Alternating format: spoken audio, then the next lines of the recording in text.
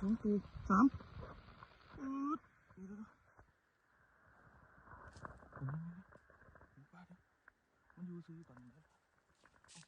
ผมต้องขึ้นไปครับเดี๋ยวว่ากล้อง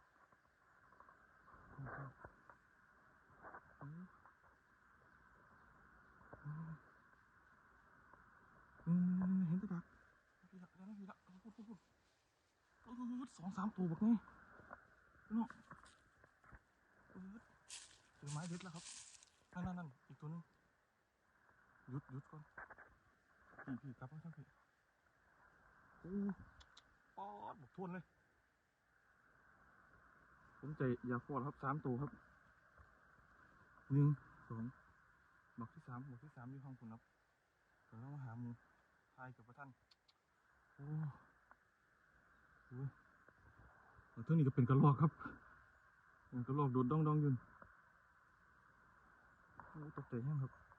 ครั้งแรกที่ได้พบหมูป่า